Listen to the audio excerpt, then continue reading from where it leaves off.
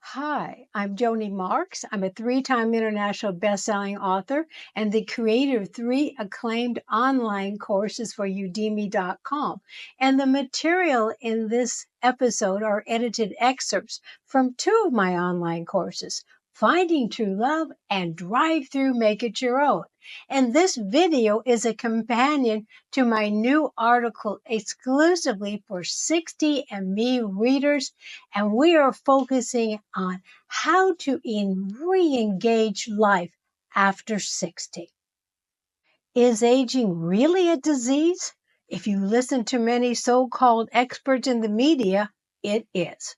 According to decades worth of stories in the media, the more we age, the more we are expected to disengage, not only from society, but also from our desires. Why is that? Where does this idea about aging come from? And what can we do about it?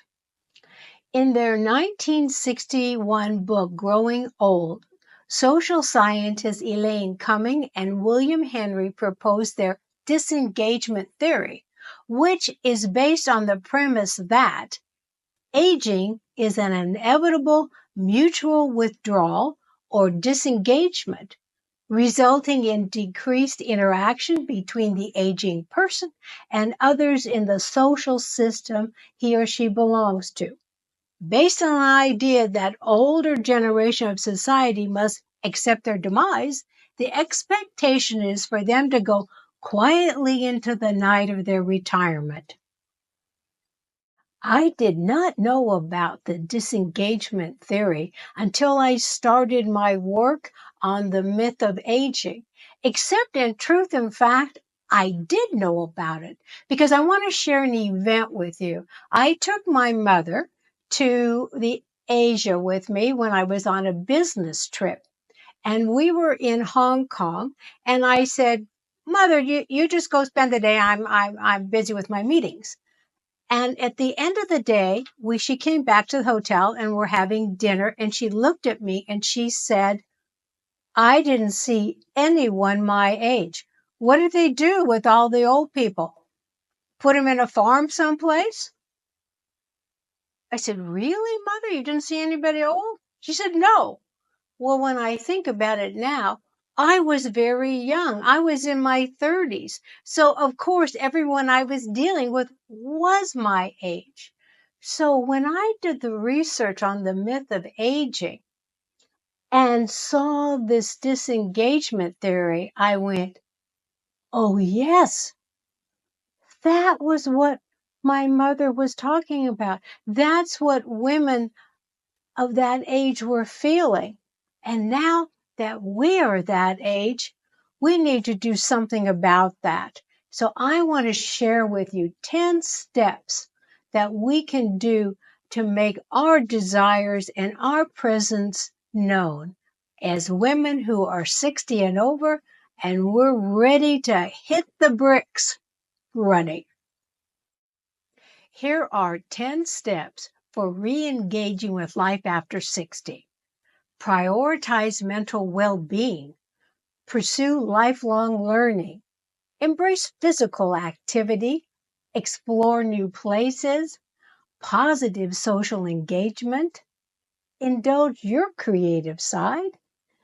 Engage digitally. Replace limiting beliefs. Journal your emotions. Engage with nature. For more context on each of these steps, please be sure to read my full article on 60andMe.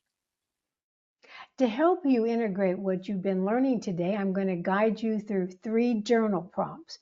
But before we do that, I told you the story about my mother, how when she was in Asia, she didn't see anyone that was her age, and she felt very disconnected and not seen or appreciated. So I want to go back to those 10 steps to help you re-engage with yourself. So I'm going to talk about how I do that for myself, because being an actor is all about rejection. So how do you in your life value yourself when a lot of what you do is rejected? that's true of every actor at whatever level they're at. So what do? I am involved in pursuing lifelong learning. It gives you a chance to say, oh, I didn't know this. Oh, but now I do. And how amazing is that? And how can I apply some of that to my life? And the other thing I do is I journal about that. I say, I'm feeling a little unseen today, but let's talk about reality. I've done this, I've done books, I'm on these videos doing work to make it things easier for the people that are watching my episodes, which is you, and giving over the information that I have that I've spent a lot of time researching and thinking about. So for yourself, pick something on this list that maybe you do now, or you might want to do more of. And so now, with that in mind, let's go to the 3 journal prompts. After this video, take time to journal your answers to the following. 1. What beliefs about aging have led you to feel less inclined to engage with society? And what desires do you have for your life that you are willing to embrace and engage in now that you once ignored? And 3, what new and fun activities are you willing to engage in as a replacement for time spent consuming negative stories in the media? Can true love exist in the age of loneliness? Yes, it can. I am living proof that by loving more of yourself, you can create your best life after 50. My new book is my invitation to you to open your heart and allow true love to show you the path to where the life of your dreams lives. Thank you for joining me for this episode.